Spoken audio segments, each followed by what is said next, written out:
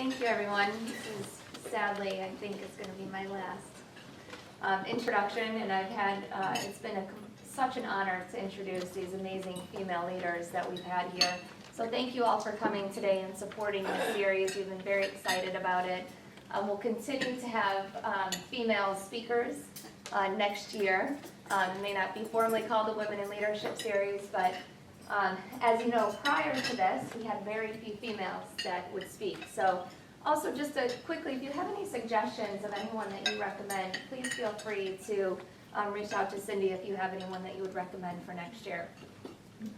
So with that, today I am honored to introduce Jackie Acho. So I've only gotten to know Jackie for a very short time, but in that time you can't help but be inspired and understand what she's trying to accomplish, not just in her job, but just with changing kind of the culture of business and women in business. Jackie's a PhD actually in chemistry from MIT. She's a graduate from the University of Michigan, which we won't hold that against her. Go blue!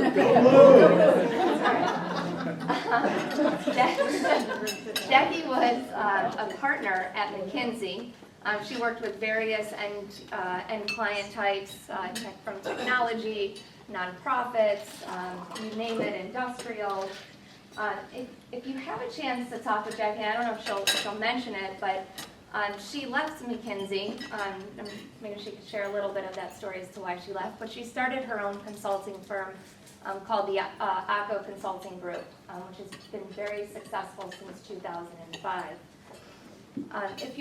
If you ever wonder what does it take to be a leader, one thing that I found in common with all of these women, and Jackie is no exception, is they are incredibly involved in the community.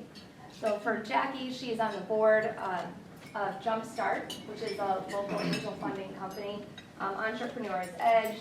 She's also on a committee for Case Western, as well as a number of previous boards as well. Jackie's received numerous accolades. She's been one of the top 40 under 40 by Crain's. She was also one of the 500 most influential women in Northeast Ohio. Jackie is the mother of 2 children and actually lives here on the east side of Cleveland. Before I turn it over to her, one last thing I want to mention. She did a TEDx talk. You can find it online on empathy in the workplace, and it really is amazing. There's a lot of things you can take away from it, and I hope that what you hear today you'll spread on to your coworkers and continue to carry on the great work that she's done.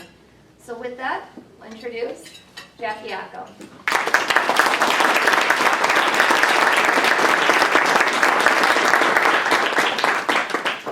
Thank you so much, Mary. You're allowed to go and Godspeed, but do come back. Don't take too long.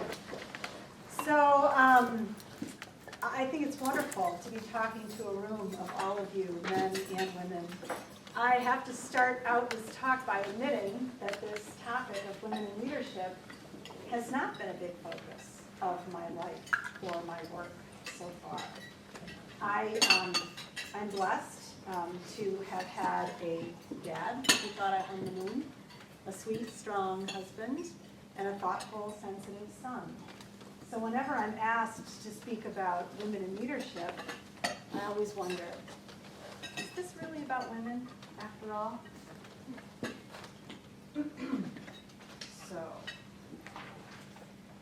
Still, when I decided to study chemistry, people asked me how it felt to be a STEM chick in a field of boys. When I was earning a PhD at MIT, they wondered how girls get by in such a harsh place. When I joined McKinsey, they asked if I had to alter my style to be effective with clients. When I became the only woman in the Cleveland office at the time, they asked me to lead women's initiatives aimed at growing more women in leadership in the office, so of course I did. When I became pregnant with my first child, the head of the office wondered out loud why there had never been a mom partner in Cleveland before, and why so few women came back after maternity leave. When I taught finance in the real world at Weatherhead a few years ago, invitations flowed for me to talk about women in leadership, including today, even though it wasn't central to the curriculum. Or was it? In any case, this topic of women in leadership has been like a river flowing through my life. But here's the truth, mine at least. Being a STEM chick meant I had a lot of best friends who were boys, and we had a lot of fun together. And yeah, some of the jokes sounded like this.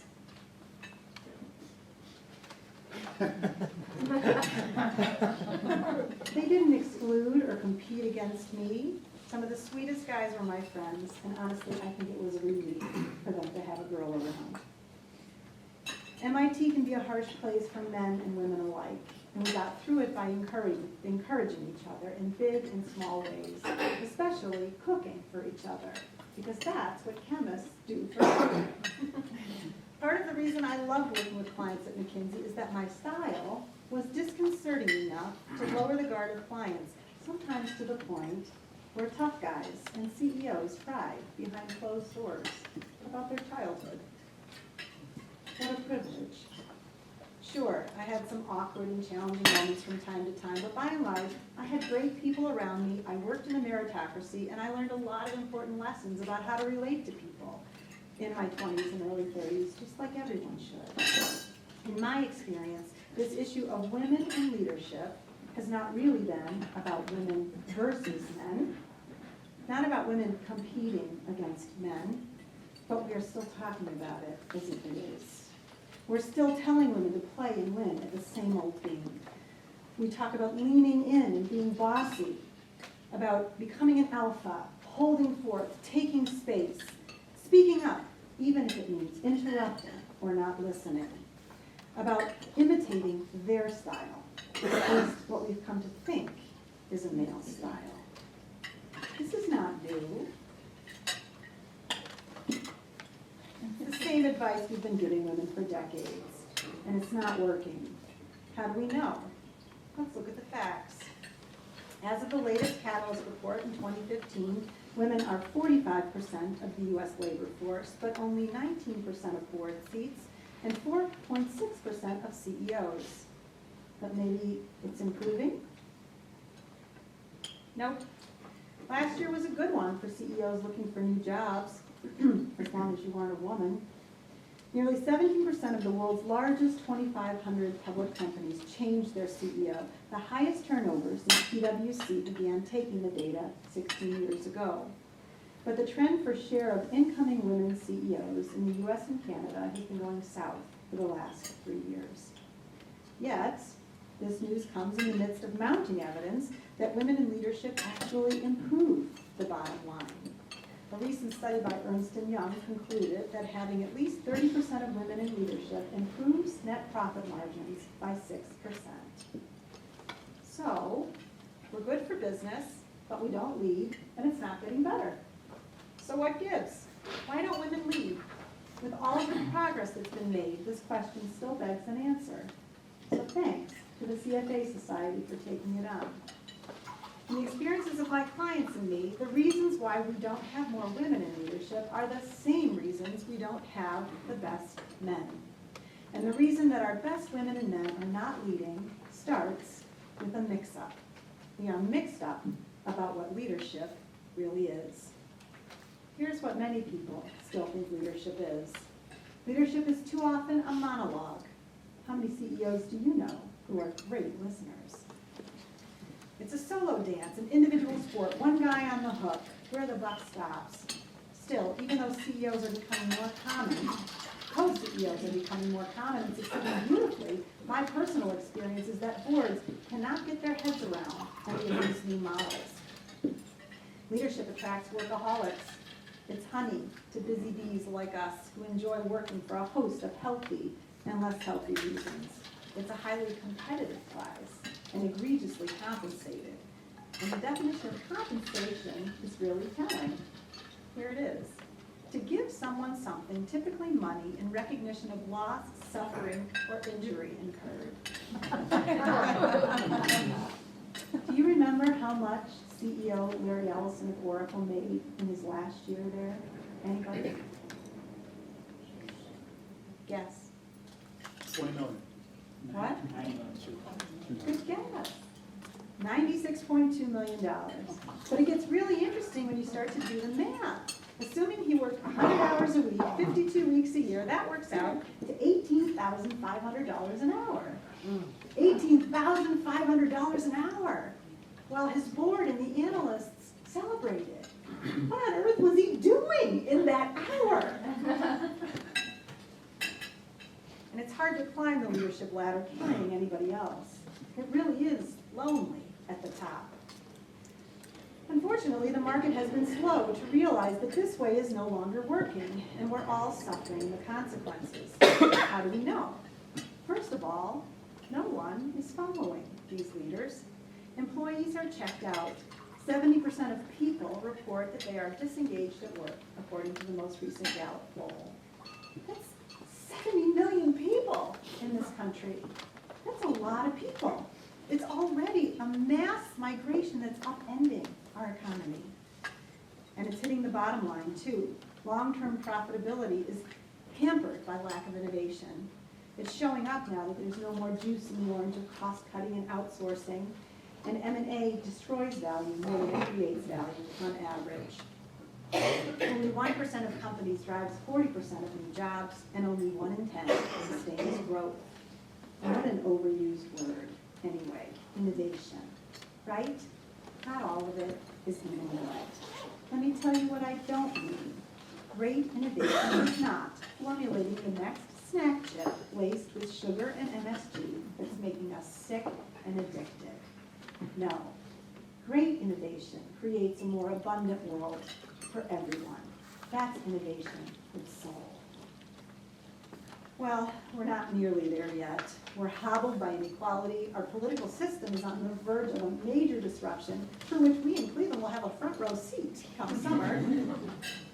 The climate is warming almost past the point of no return, and 1 in 5 children goes hungry right here in our community. I could go on, but you get the gist. We have a long way to go before realizing an abundant world for everyone. But the good news is the world is changing. The Industrial Revolution is over, and the technological revolution well underway. Advances in the way we communicate have been changing the world in profound ways, challenging our most basic assumptions about how and why we work, and about the nature of economics. Few people write about this more clearly than American economist Jeremy Rifkin. As a result of this technological revolution, he says, quote, "We are witnessing the birth of a new economic system that is as different from market capitalism as the latter was from the feudal economy of an earlier era. This new economy is based on network systems, and that means that economic activity is no longer an adversarial contest between embattled sellers and buyers, but rather a collaborative enterprise between like-minded players. The classical economic idea that another's gain is at the expense of one's own loss is replaced by the idea that enhancing the well-being of others amplifies one's own well-being. The win-lose game gives way to a win-win scenario." We give a lot of lip service to win-win, but how often do we really achieve it? What fuels win-win, really? That's where empathy comes in. Again, Rifkin is clear. If there is an invisible hand at work, it is that empathy matures. Empathy becomes the thread that weaves an increasingly differentiated and individualized population into an integrated social tapestry, allowing the social organism to function as a whole.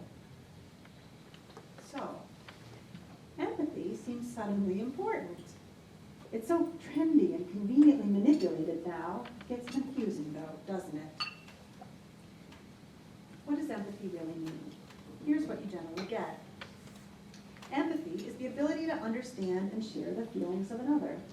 It was translated from the German word Einfühlung, meaning in feeling or feeling into, which was coined in Robert Vischer's PhD in 1873. Does empathy mean you have to have a bleeding heart? No. But there's a lot of confusion out there giving empathy a bad name. Empathy is not sympathy, and it is not being nice. And being an empathic leader doesn't mean you have to bring soup to everyone's sick uncle. You know what else empathy is not? Empathy is not imagining what other people feel in their absence, and projecting your emotions and solutions onto them. Empathy is a context for it. Let's see what others have to say about empathy.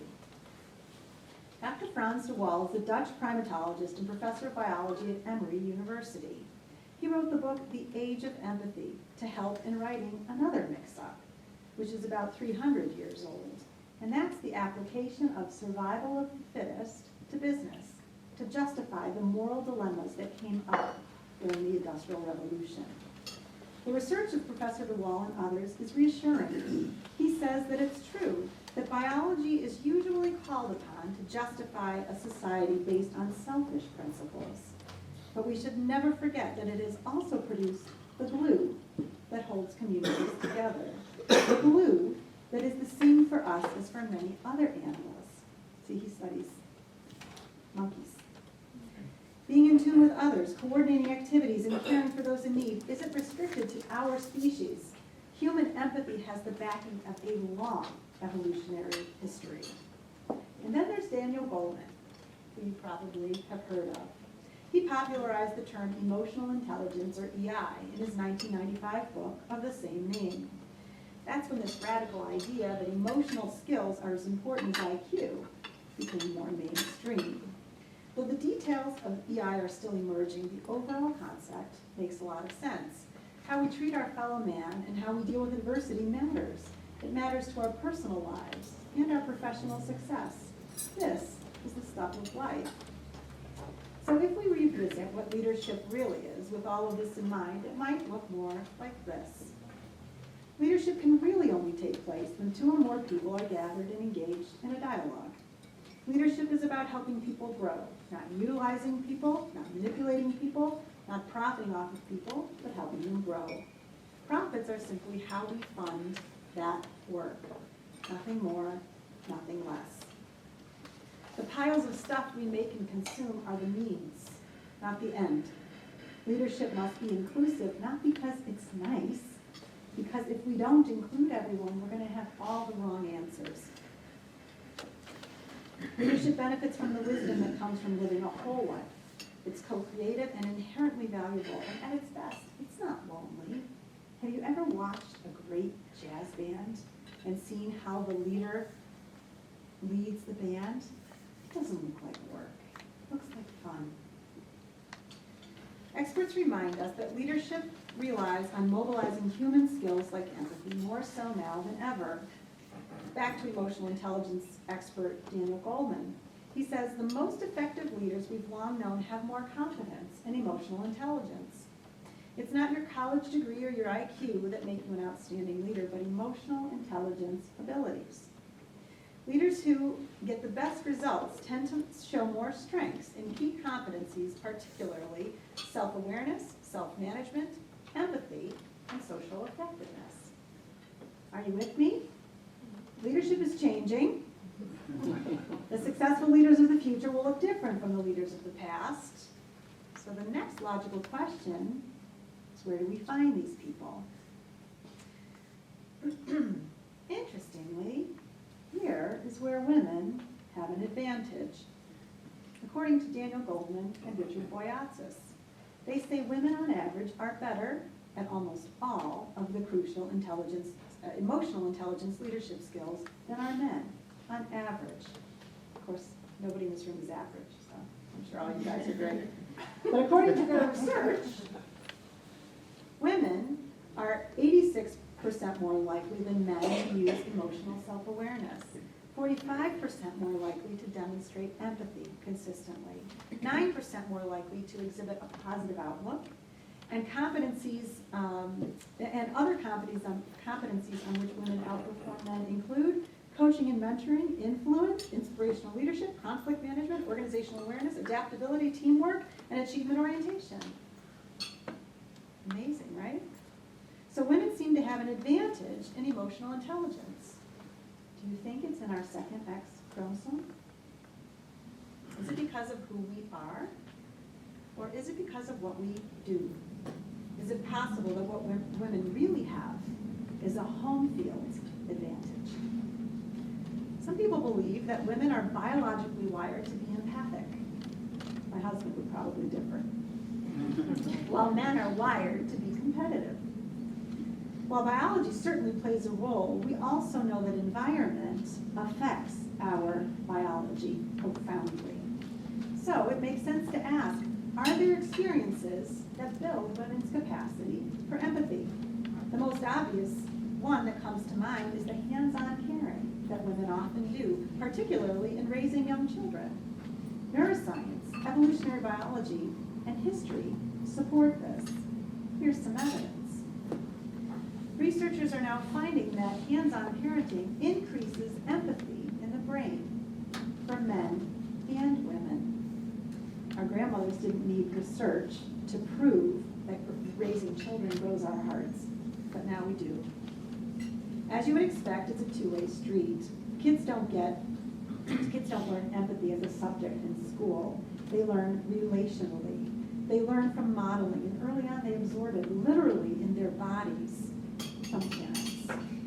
In his groundbreaking book, The Science of Evil, on empathy and the origins of cruelty, Cambridge University professor Simon Baron-Cohen sums it up by saying that time with our children early on gives them an internal pot of gold of healthy empathy.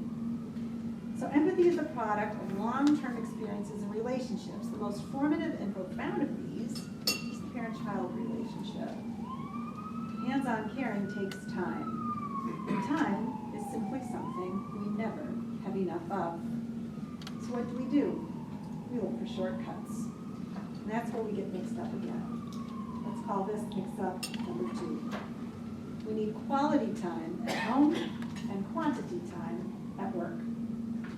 The factory production model persists despite technology that makes working across time and space more possible than ever.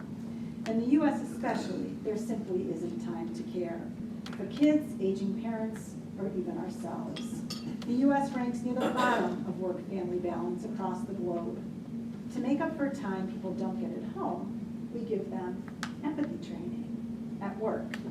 If we take the right class from the right teacher, we too can learn empathy, the experts tell us, and empathy training is a lucrative business. The going rate for a 20-person, 6-session training is $76,000. In a big organization, that adds up. But that's just another mix-up because we can't so much train empathy into people so much as make room for them to practice it. Can you think your way into six-pack abs? No, you have to do the sit-ups. No amount of empathy training at work can match caring for people in real life. But the mix-up starts early. The US ranks last in the developed world for parental leave. Last. We are one of only 3 countries in the world that do not guarantee paid maternity leave. Can you guess who the other 2 are? Looks like Australia. No, Australia lapped us. Yeah, Papua New Guinea and Oman. Papua New Guinea and Oman. The closest thing that we have is the Family and Medical Leave Act, FMLA, which became law in 1993 and allows qualified employees to take 12 weeks of unpaid job-protected leave for specific family and medical reasons. Unpaid, which not many people can afford. If we want to keep our job in advance, there is too often little choice but to significantly outsource the care of our children at a very young age. Instead of giving parents, both the mother and father, adequate maternity and paternity leave so they can be with their children unencumbered during these critical formative months, we normalize the outsourcing of care. We tell ourselves that it's okay if we spend a large quantity of time at work, if the limited time we have at home is quality time. But the elevated cortisol levels of children separated early from their parents tell a different story. As does the guilt we are forced to swallow when we walk away from our kids before they and we are ready. It's a mix-up to believe that the office needs our time more than our children. But decent leave for parents is just a start. Flexibility in the absence of other changes in how we work nearly marginalizes the people we care, whether it's for a child, an aging parent, a spouse, or a friend.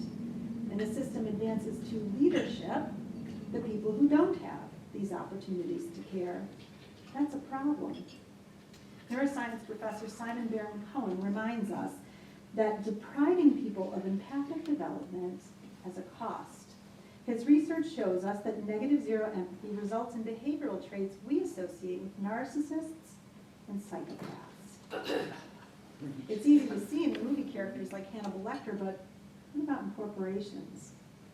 If we deprive people of opportunities to build their empathy muscles as they grow in responsibility, who rises? We witness the unintended consequences in the headlines every day. Bernie Madoff, and Chainsaw Al Dunlop were not the first, last, or only corporate psychopaths. GM, Volkswagen, and Pepsi aren't the first, last, or only organizations making decisions as if lives don't matter. Not now, certainly not in the future. Okay, so let's summarize so far. Leadership of the future requires empathy. We need empathic people, women and men, to rise, but our systems are stuck. Instead of cultivating empathic leaders, our systems end up doing the opposite. They unintentionally discriminate against the very best people who would make good leaders. Women and men who lean into their humanity, into their chance to remember and deepen empathy. So let's ask the question again. Why don't we have more women in leadership? And why are the best men also often left out? I have to tell you that the answers did not come easily to me. My years of excellent education and world-class work experience did not prepare me. I learned these lessons from the toughest clients and most difficult work I've ever done. I learned from these guys. They're my kids. They're 12 and 13 now, but shortly after this picture was taken, I was broadsided by my 2.5-year-old in the closet as I was getting dressed for work. She said, "You're not going to work again." And I literally dropped to my knees and I said, "I have changed everything for you. What more do you need?" And she said, "I am okay if you are gone a day a week. I am not okay if you are gone more." What? She was just telling the truth. It was her truth. It was very hard to hear. But I was lucky to have unflinching advice from honest experts about what kids really need. I was also lucky to have the opportunity to start my own business. I traded in a corner office for one at home and designed work around what our kids needed in partnership with my husband. We were lucky to have that option. Otherwise, I know I would not have been able to hear my daughter and certainly not been able to do anything about it. Maybe you faced a similar dilemma. Maybe you're facing it today or this morning. Don't you wonder how many other women do? Don't you wonder how many men do? I know many. Entrepreneurship is one way out of this dilemma, and it's growing. The number of women-owned businesses in particular has grown 74% since 1997. That's 1.5 times the national average. We number 9.4 million firms and generate 1.5 trillion in revenues. But entrepreneurship is an incomplete answer because not everyone can do it financially or emotionally. And here's the even bigger issue. Large organizations lose these people just as they are remembering empathy from their very best teacher, their children, and their aging parents. Empathy that could be translated into success at work. We've already talked about how it's vital for leadership development. Now, let's consider innovation, which was my day job. The empathy muscles I was exercising at home spilled over into the growth and innovation work I was doing with clients. Innovation requires change, which is hard for people, even when it's good. Change brings fear, loss, frustration, even a rewiring of our brains. It became clear to me that it's empathy that helps us be brave enough to co-create and move through change together. Empathy is the missing link. No amount of leaning into the current systems is going to solve this problem. Not for women and not for men. And let's admit that men have it worse in some ways. Besides the financial pressure that we all have to work, men still have even more social pressure. Social pressure not to take paternity leave. Social pressure not to be a stay-at-home dad. Social pressure not to be vulnerable. Real men don't cry or apologize, right? No. And this brings us probably to the biggest mix-up of all. We'll call this one mix-up number 3. Caring is women's work. In our interviews of millennial dads, it seems to be getting better, but this mix-up is still deeply ingrained in our culture. It may not be politically correct to admit it out loud, but we all know that people still think it. While men and women do have different biology, there is nothing inherent in men's biology that makes them incapable of caring. So why do we deprive them of this experience? If empathy is key to leadership and hands-on caring increases our capacity for empathy, excluding men, it's not fair. For the leaders of the future, maternity and paternity leave on par with the developed world may be more important than a Harvard MBA. But let's take this further. What would the world look like if men did more caring? What would our little boys learn if daddies had more chances to rock them to sleep, pick them up from school, or be the kind of soccer coach who cares more about the kids than winning? What would our little boys act like if they modeled men who had more time to listen, hug, and play? Would we have as many wars? Would ISIS have as many willing recruits? 80% of violent crimes are committed by men, not women. Why? Perhaps it is because men do not have as many chances to care. And what about those fortunate girls whose dad think they hung the moon? As I can attest, that's good juice for life. That's the kind that helps you know a great life partner when he comes along. For boys and girls alike, true empathy from dad is the real currency of the actually lucky sperm club. Caring is valuable work. But these are big dreams. Meanwhile, what can we do? We, because both women and men need better solutions if they are to be leaders, real leaders, the kind we need for a more abundant world. What can we do while we wait for the markets to catch up, systems to change, and new notions of leadership to emerge? There are people who push boundaries inside large organizations and established industries. These are the entrepreneurs inside. I love them. I love helping entrepreneurs be brave, whether it's through making exciting plans for the future or just bearing witness to what they are doing. Men and women alike. A priest running one of the largest Episcopal churches in the country who can reflect on years as a stay-at-home mom in order to relate to parishioners and lead her staff.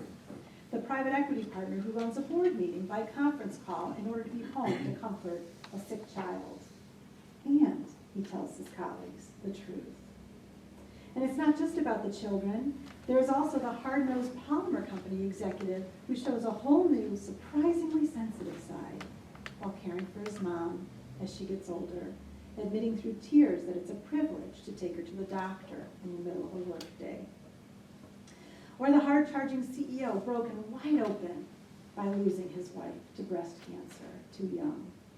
And he asks, why does it always take a tragedy to get people to care? Well, it doesn't, especially if you are in a position to change the system. And you can be strategic. We can change these systems before they change us. My partners and I have started really studying what makes good women and men stay or go. We started studying what stewards humanity and empathy in a wide variety of environments, from an innovation consulting firm to a social service agency to the police.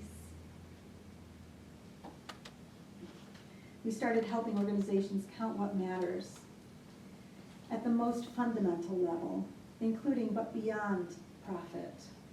And this is the hidden but powerful currency of empathy.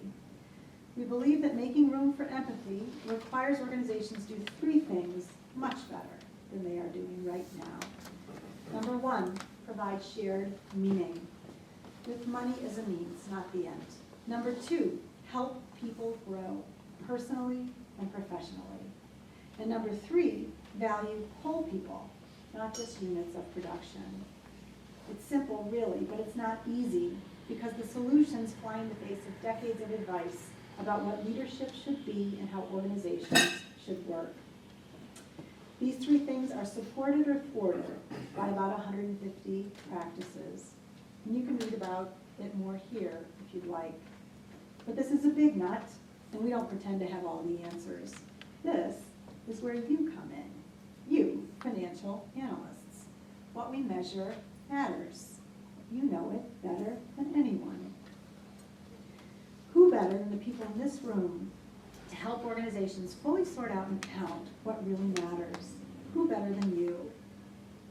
We hope now that you might consider that making space for empathy matters a lot to you personally and to your organizations.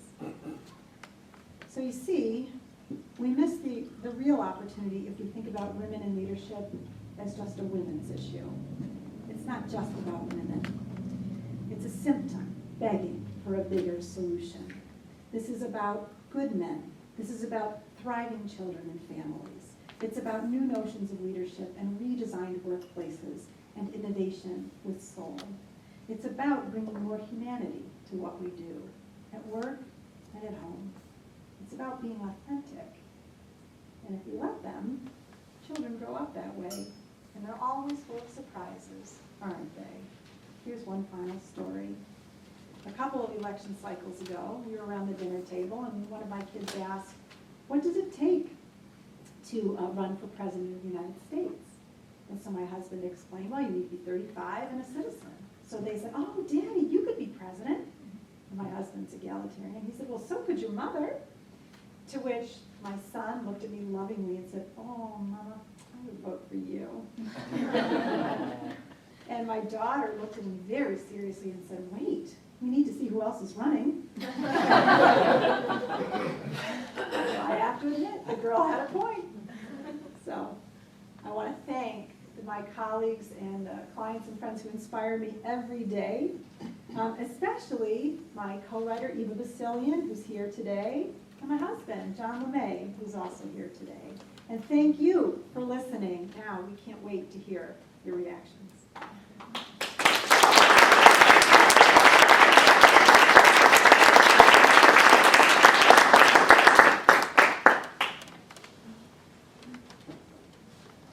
So you mentioned a couple companies that are not following this kind of new model. Could you give a couple examples of a couple of companies, in your opinion, that are getting rid of the mix-ups and are kind of following this path? Yeah. So, what we have found is that nobody does everything at our level 5 gold standard, but somebody somewhere does level 5 on some of these dimensions.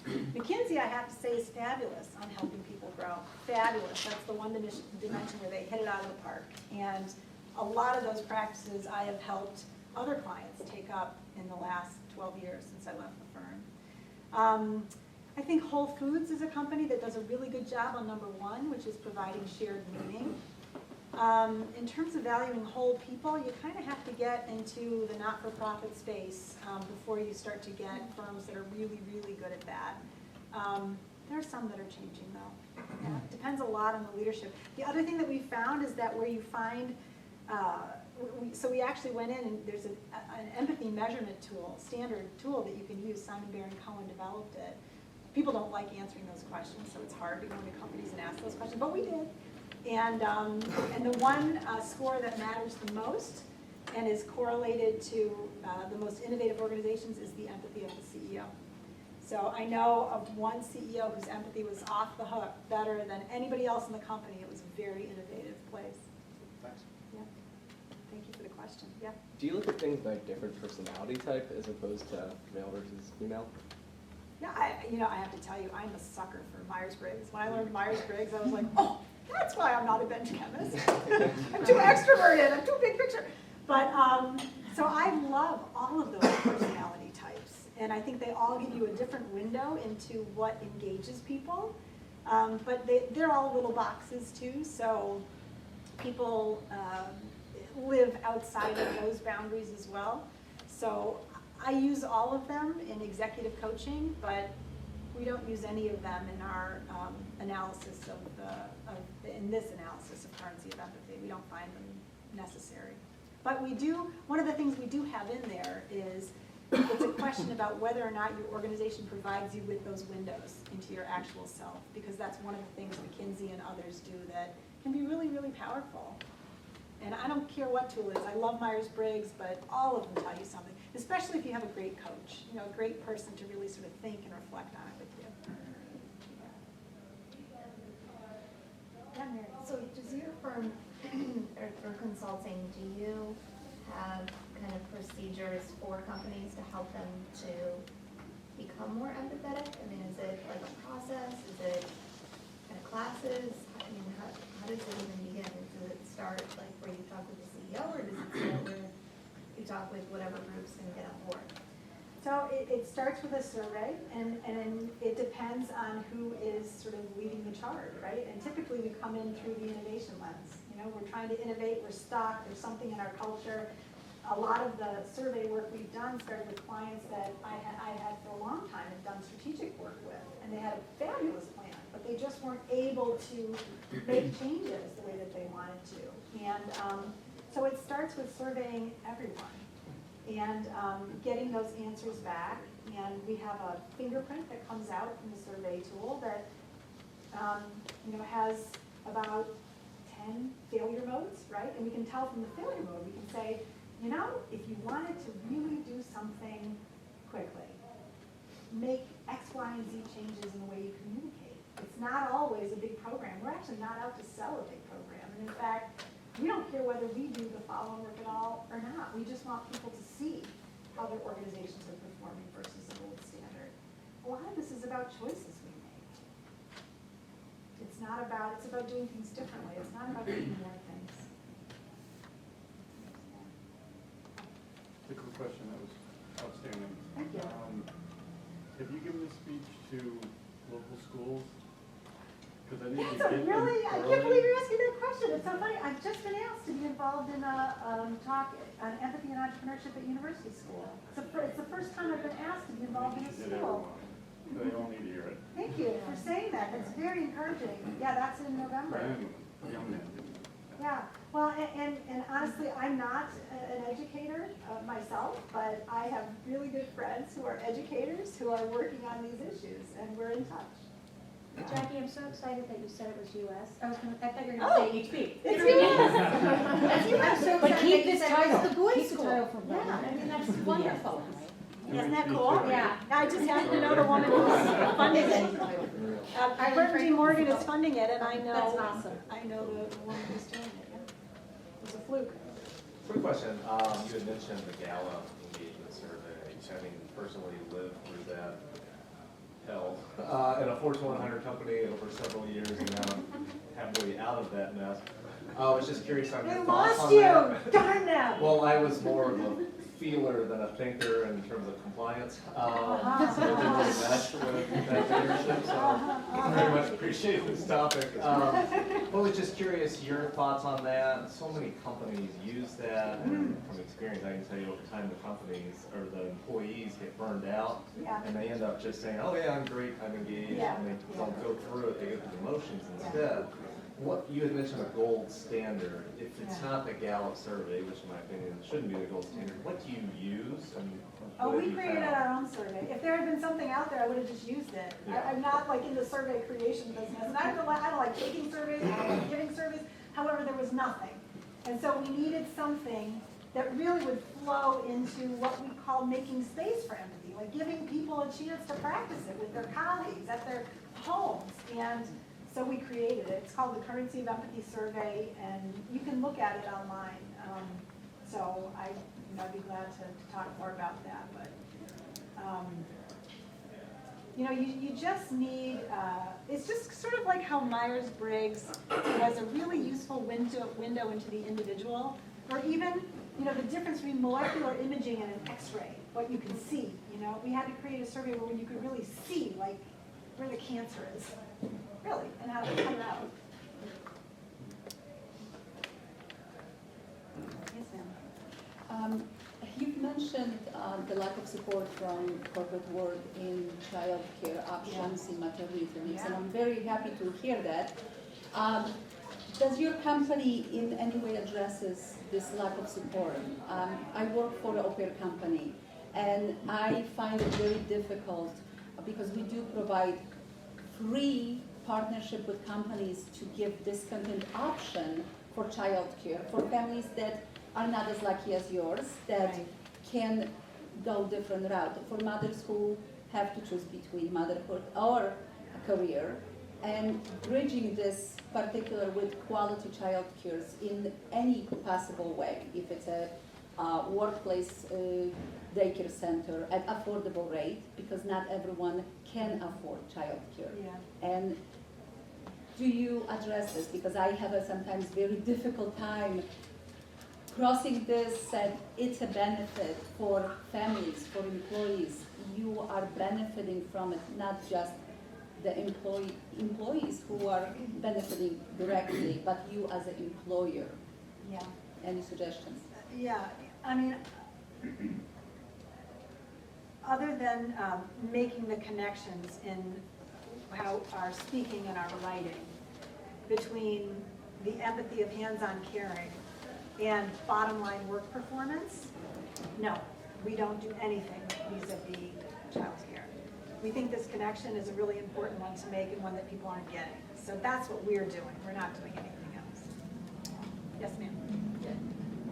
Thanks for the wonderful presentation. A lot of story here. I just feel that because I have 2 young kids. Oh, yeah. So my first question is, have you done any study of the empathetic environment of a company and the financial success of the company? Yeah. And have you compared big company and smaller company? Yeah, which it's is a great better? question. Yeah, it's a great My question. colleague and I had a conversation recently. We try to think back of the best group we work. We come to the conclusion, the manager we think is best, or the group we think is best, usually just get absorbed the other group, and then all the manager let go. So we come to conclusion, at least in big organization, Yeah. meaner people win. So do you Yeah, have any? yeah. There you go. There you go. You just summarized my talk beautifully. Okay, so this is a fascinating question. So the data that we're collecting in our survey, and it's going to take a lifetime to gather the data, unless somebody wants to pick it up and help us. I'd love to franchise it because that is exactly what we're intending to do, is to measure empathy, innovation, and the performance on these levers. And we do see, it's not statistically significant because we don't have enough companies yet, but we do see a correlation between the empathy of the CEO especially, these levers, and innovation statistics. And when I say innovation statistics, I mean revenue growth from new products or services in the last 5 years, the kinds of things that we look at, the kinds of things we care about, patent filings, things like that. So it's in progress. There's no data out there, which is why we even developed this. If there had been data, I'd just tell you about the data. Now, in terms of size of company, one of the most interesting times I gave this kind of a talk, it was not quite this, we showed the TED Talk and then talked about it, was with this group, Entrepreneurs Edge, which I'm on the advisory board of. Entrepreneurs Edge is mid-market CEOs in town, great group of guys, all guys, I've actually never, one woman. So, but they're great guys, and so I was telling them about empathy and innovation, and one of the guys raised his hand, he said, that used to be us, and then we grew. And what I can tell you from going into organizations and doing this survey in multiple different size companies is that anything above about 50 is where the practices and procedures that business lays on to us in any time we gather to do something collaboratively, more than 50 people, start to sap the empathy and humanity out. So it's pretty much anything over about 50 people, maybe 100. But I thought it was so interesting. That sort of, I didn't know what the number was, but when the guy said that used to be us, and he's like, yeah, once we got over about 50, it's where it got more difficult to manage because I couldn't touch everybody anymore. So that's when you need different practices. Yes, sir. You said that companies that have a high percentage of female executives outperform so that's from Ernst & Young. Is anybody from Ernst & Young in here? Thought somebody might be. So there are data showing, let's say, public companies with. Yeah. Yeah, if you give me your card, I'll find it and send you the link. Yeah, they're, It's McKinsey's done the work. Kathleen McQuiggan from Tax World quoted the same exact, like, from Ernst & Young also. That's a real hot off the presses piece. I Right. found that lately, but McKinsey's done some work, Catalyst has done some work. It's been out there. Same thing with boards. Boards that are more diverse, those companies tend to be Right. better. It was surprising to a lot of people. How can those larger companies incorporate empathy metrics into their evaluations? Because it's very qualitative, subjective. Yeah. And so how do you provide incentives for people so that they're rewarded for acting that way? Yeah, yeah. And then it goes all the way up to the top. Yeah, so, you know, we did what good McKinsey consultants would do. I've got another partner who's a PhD in physics, ex-McKinsey also. So we did the usual thing, which is we took those 140 practices and we made them, you know, we said, here's what level 1, level 2, level 3, level 4 look like. This is the way McKinsey evaluates people. But it makes it very clear. So when somebody's taking the survey, you go, oh yeah, this is the, I'm feeling level 3. That's how it feels to me in this company. So you take these qualitative things, you break them down into tangible activities, practices, outcomes, and then you give really clear level 1, 2, 3, 4. So that's what we've done in our work. So it does become measurable. And then the other follow-up is, have you dealt with companies that are larger that had a lot of office politics, geographically dispersed, and how do you get people on board with this type of measurement? Not that this is the company I work in. Yeah. We have dealt with organizations that are large and very political and have multiple geographic offices. And I mean, one interesting thing when you have that situation is often there's one geography that's like humming over here, right? And nobody knew it, and they're doing great, and that's why and so you can sort of that's actually a beautiful situation, because then you don't need a bunch of consultants coming in telling you what to do. You say, look, they're doing these 4 things really well, just go copy them. So yeah, I mean, that's what most organizations have, a lot of politics. You know, usually the survey work starts because somebody who's got some heft says, I want to change the culture, I need to understand what's out there. So that's how it gets started. Yeah, it's, I mean, the CEO, but it also could be an entrepreneur who's like in charge of cultural change. Right? Yes, Kate? Jackie, do you feel that if the leadership is maybe younger, that they are more empathetic to some of the employees, such as working from home might be sort of a newer thing to do? I feel like the older leadership, you don't work from home, you don't leave for your child's soccer game, you don't do this kind of thing, 'cause that's not how they worked. But do you feel that the younger leadership is changing a bit? I think so. I think the world is changing. I think the world is changing. And if I thought it were changing fast enough, I would just, you know, go read novels or something. I just don't think it's going to change fast enough. Right. And also, you know, what it takes to play that game and climb the ladder, you know, will change even the younger people eventually. To keep employees engaged, or I mean, even to retain quality employees, you need to be. Yeah. I think the millennials are going to put up with a whole lot less crap than we did. Right? Yeah. And it seems to me that starting a business would not be less demanding at a time of being a partner. So how did you do that? It's flexible. You know, it's all about flexibility. I mean, I actually, you know, and it wasn't without challenges, my husband will tell you. But, you know, I billed 40 hours a week. You know, I wasn't working 100 hours a week, but I was working full time. I was just doing it on my own time. I got up early, I stayed up late, I was tired a lot of the time when my kids were little, before they went to school especially. We did have a sitter, you know, especially early on. I just tried to minimize that time. It was constant balancing. But it really had more to do with the flexibility of it. but I didn't have FaceTime.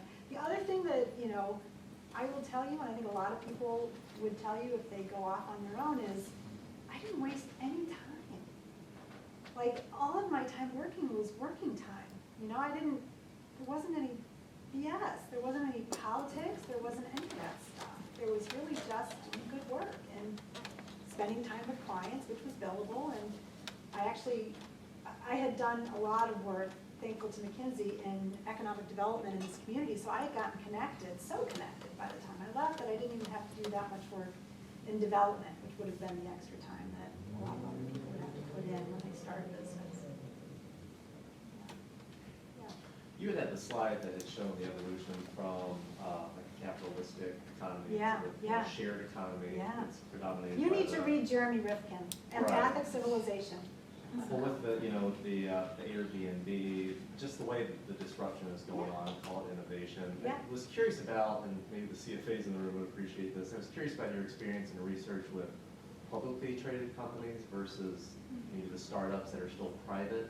Having worked, again, for a Fortune 100 company, and having worked there post-economic crisis, I'm curious about your experience with these publicly traded companies in an age of stock buybacks. Oh, yeah. And everything about the return of value to the shareholder as opposed to you, the employee, you, the manager, you, the future director, VP/leader. Yeah. It's less of a return to the stakeholder, and it seemed more and more focused on the bottom line and the shareholder. Yeah.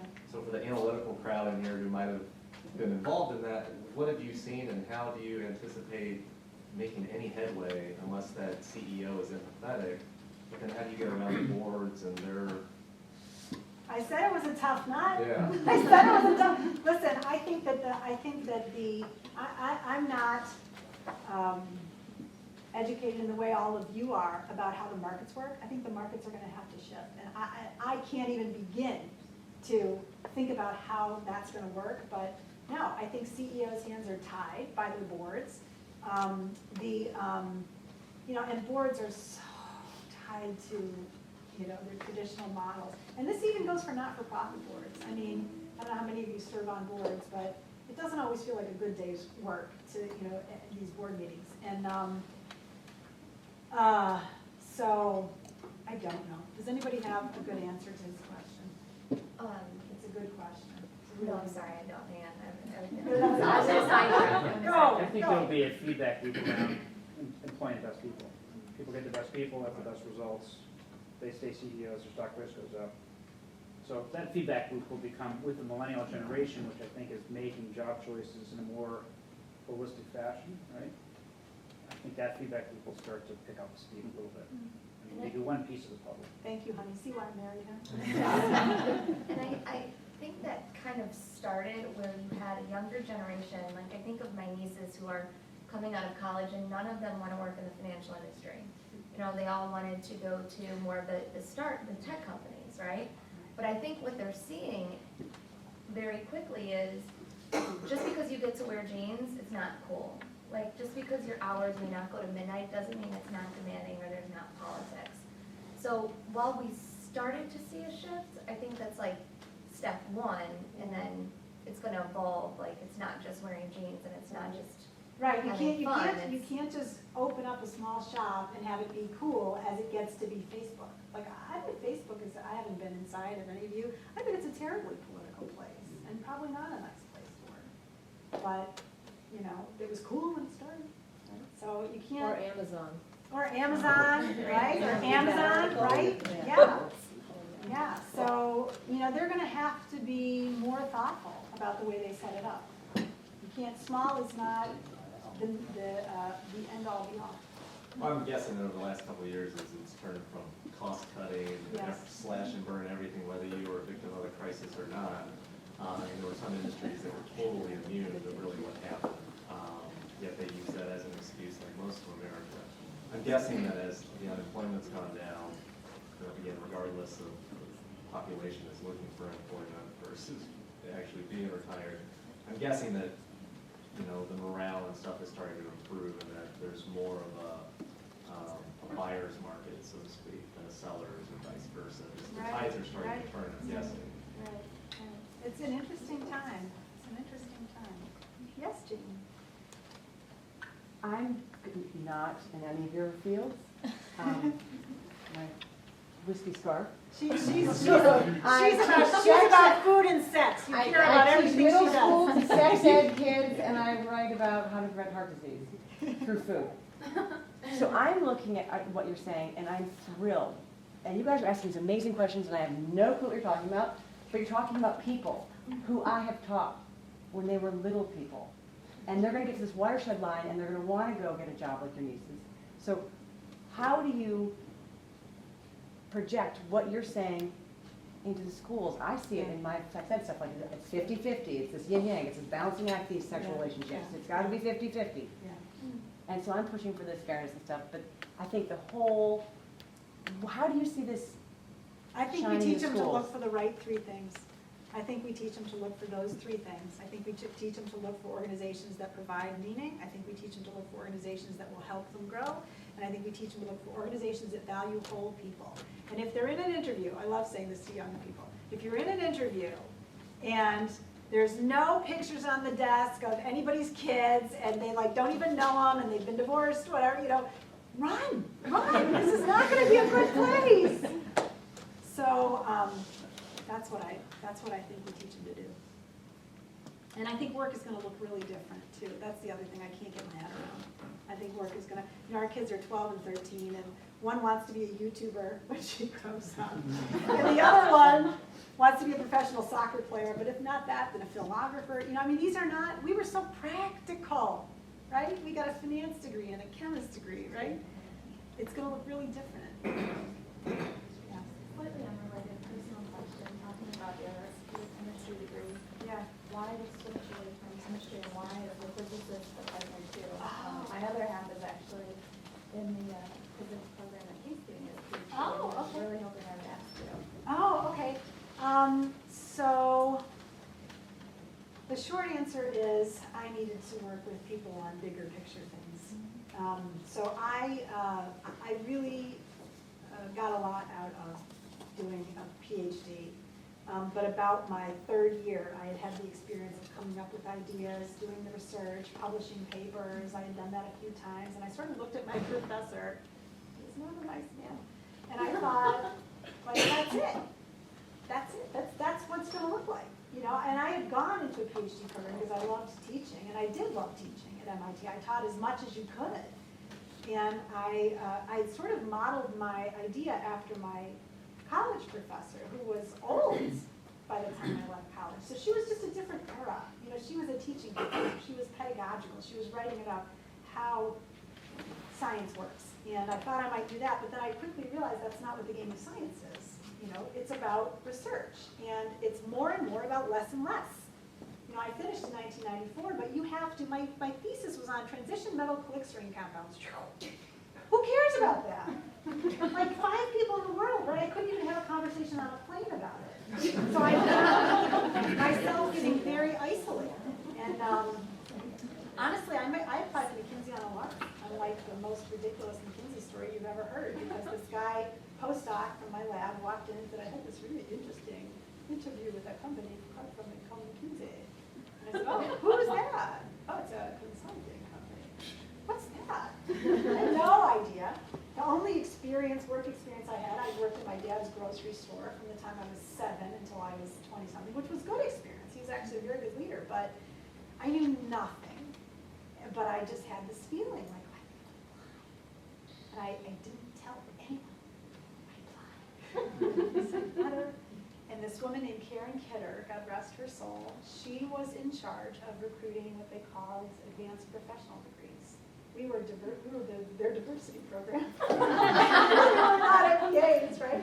So I met Karen Kidder, and she was such a lovely person, and I had such a great conversation. It was like the best conversation I'd had in 3 years. And I skipped away from the interview and thought, that's it, I'm going to work there. I had no idea that I had like 30 more interviews. I had case studies and everything else. And so then she invited me to do the interviews, and I called up my brother, who was getting an MBA at Notre Dame, and I said, so I'm doing these case studies, what do I need to know? And he said, profits equals revenues minus costs, maximize those. I said, okay, they do that. And they were very generous about the language I did not know and the context I did not have. And after they hired me, and I didn't tell anyone, I still didn't tell anyone until I finished my PhD, it was so stressful. But after they hired me, they subscribed me to the Wall Street Journal so that I would start learning something. So I read dutifully, I love that middle bottom part, the human interest story. But when I got to Chicago, it was like drinking from a fire hose for the first year. I mean, I really didn't know what I didn't know. I had no idea. So it was only about a year into it that I sort of got my sea legs and thought, oh, I like this. I like translating complex things. I like solving problems. I like working with people. I like helping people. I liked client service a lot. I liked my clients a lot. And that pulled me through a lot of the other stuff.